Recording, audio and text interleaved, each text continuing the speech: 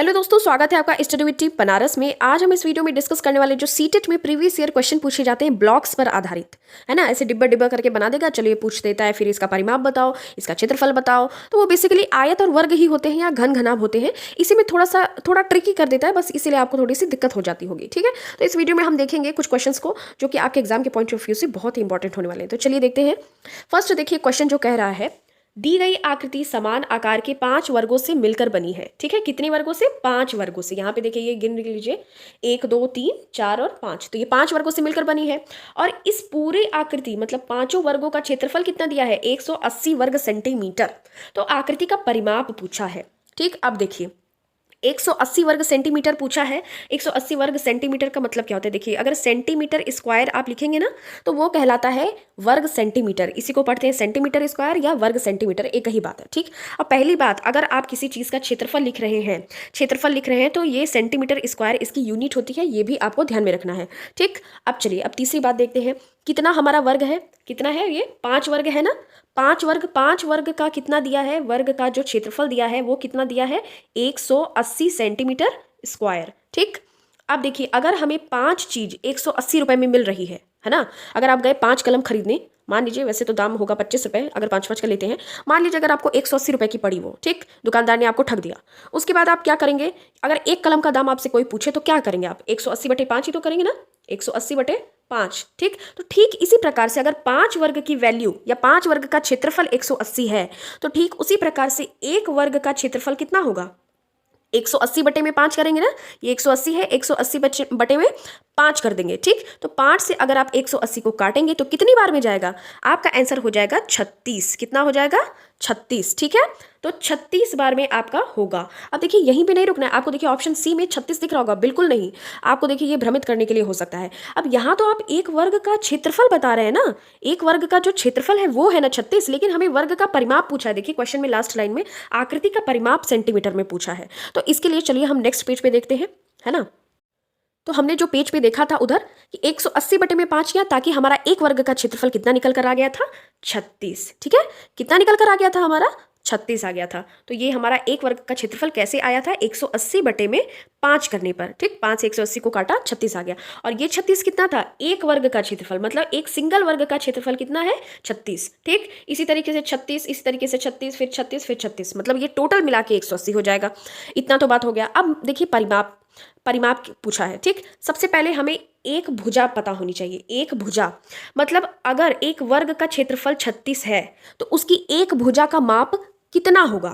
तो 36 किसका स्क्वायर होता है? सबसे पहले तो आप बताइए, वर्ग के क्षेत्रफल का सूत्र क्या होता है? वर्ग के क्षेत्रफल का सूत्र होता है ए स्क्वायर। ठीक, इसका मतलब भुजा का स्क्वायर। ठीक, तो अब यहाँ पे 36 किसका वर्ग है? 36 है किसका वर्ग? 6 का वर्ग। ठीक, माने कि 6 गुणे 6, अगर a बराबर 6 रखेंगे तभी हमारा आ जाएगा 36। इसका मतलब एक भुजा कितनी की है? 6 की है। समझ में आई बात आपको? देखिए ये जो 36 है ये एक वर्ग का क्षेत्रफल है। ये 5 वर्ग है ना, पांचों का तो 180 है क्षेत्रफल, लेकिन अगर एक वर्ग हमने 5 से भाग देके निकाला है 36, एक वर्ग का क्षेत्रफल। ठीक, तो लेकिन अगर एक सिर्फ भुजा पूछी जाए, भुजा अगर निकालनी हो a बराबर, ठीक, तो 6 गुणे 6 करेंगे तभी तो 36 आता है ना। तो a बराबर क्या आ जाएगा? 6 आ जाएगा। ठीक है, a बराबर 6। इसका मतलब कि एक भुजा कितनी है? 6 की है। देखिए आपको मैं फिर से बता रही हूँ। ठीक है, अगर आपको समझ में नहीं आया तो फिर से। अगर मान लीजिए आपके पास एक वर्ग है, ठीक है, क्या है आपके पास? एक वर्ग। ठीक, ये वर्ग हो गया ना। अब यहाँ पे 6 है। ठीक, यहाँ पे 6, इसका टोटल क्या है? क्षेत्रफल 36 है। एक वर्ग, उधर 5 वर्ग बने थे ना, एक का है दाम 36। ठीक, उसके बाद ये 6 आपको पता है ना, वर्ग में सब भुजा समान होती है, तो ये टोटल मिला के ही तो हुए 36। अब समझ में आया कि 6 कैसे आया? क्योंकि एक वर्ग का क्षेत्रफल है 36, तो इसका जब 36 का हम लोग वर्गमूल निकालते हैं, क्योंकि भुजा का स्क्वायर होता है ना, और जब ये क्षेत्रफल अगर हम निकालेंगे तो ये अंडर रूट में चेंज हो जाता है। ठीक, 36 का अगर हम वर्गमूल निकालेंगे तो 6 आता है। ठीक, इसी तरीके से 6 6 6 6 मिला के पूरा 36 हो गया, और ये वर्ग की एक भुजा कितनी हो गई? 6 की हो गई। अब इतना आपको पता चल गया। और एक और बात यही देखिए ध्यान से, वर्ग कब बनता है? जब चारों मिलते हों। क्या होता है? जब चारों भुजाएं मिलती हों तब क्या बनता है, एक वर्ग बनता है।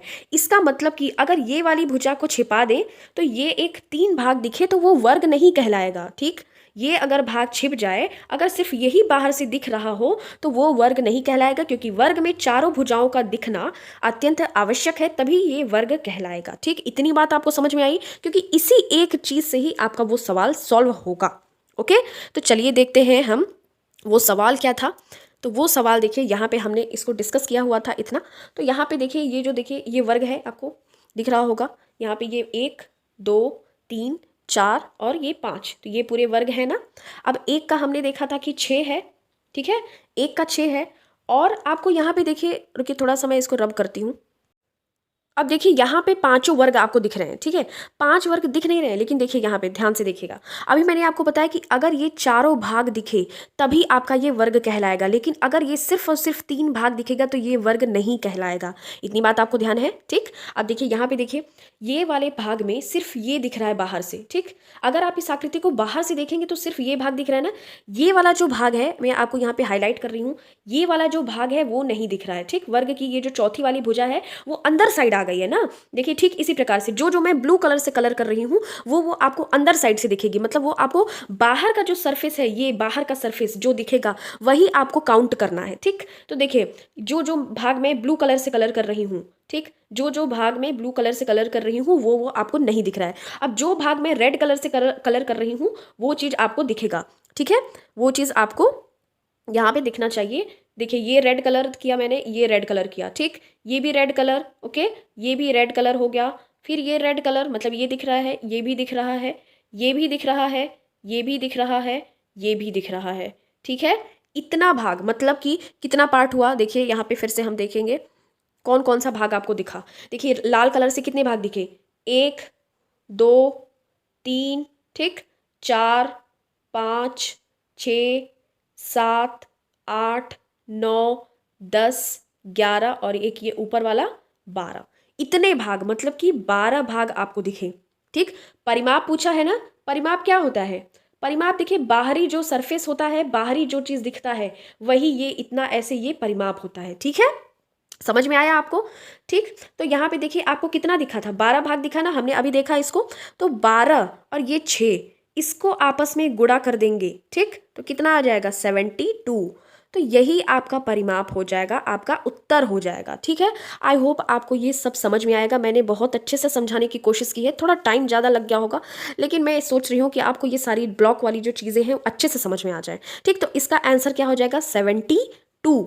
अगर आपको फिर भी नहीं समझ में आएगा तो आप फिर से इस वीडियो को दोबारा से देखिएगा। ओके, तो देखिए यहाँ पे 72 आपका करेक्ट आंसर हो जाएगा। तो हम यहाँ पे चलिए टिक कर लेते हैं हमारा ऑप्शन नंबर बी, मतलब कि यहाँ पे जो बी ऑप्शन है वो हमारा सही हो जाएगा। ठीक है, आई होप आपको ये चीज़ समझ में आ गई हो। तो चलिए अब हम देख लेते हैं हमारा नेक्स्ट क्वेश्चन।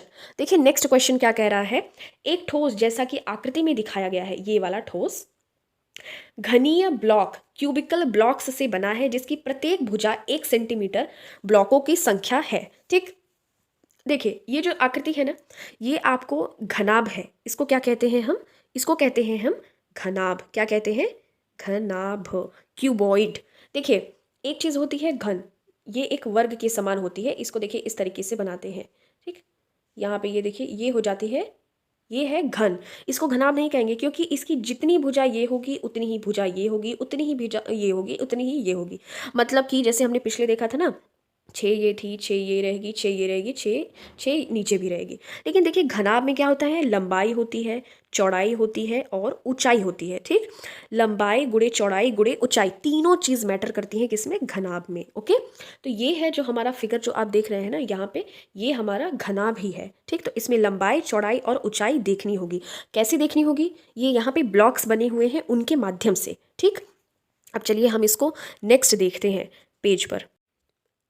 देखिए यहाँ पे ये वही आकृति है ना, आपकी क्वेश्चन वाली आकृति।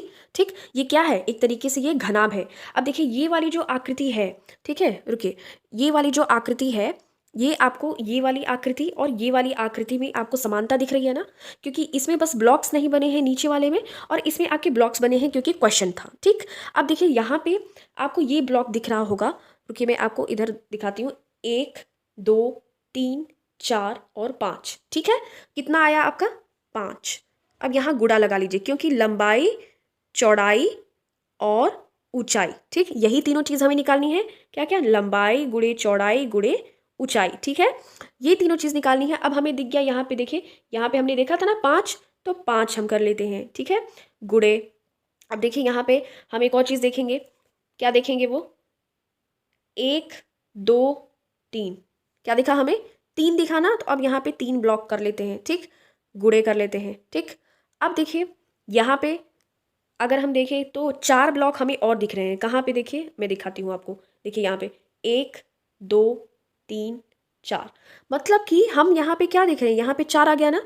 इसका मतलब देखिए क्या हुआ कि हमने इसकी लंबाई गुणे चौड़ाई गुणे ऊंचाई कर दी, ठीक। और ये कितने कितने सेंटीमीटर के थे? 1 सेंटीमीटर के थे, तो एक एक सब में गुणा कर दीजिए, कितना? 1 का, ठीक है। 1 का अगर सब में गुणा कर दे तो कोई मतलब है? कोई मतलब नहीं है। अगर गुणा करे तो भी ठीक, नहीं करे तो भी ठीक। एक मैं आपको कहाँ से बता रही हूँ?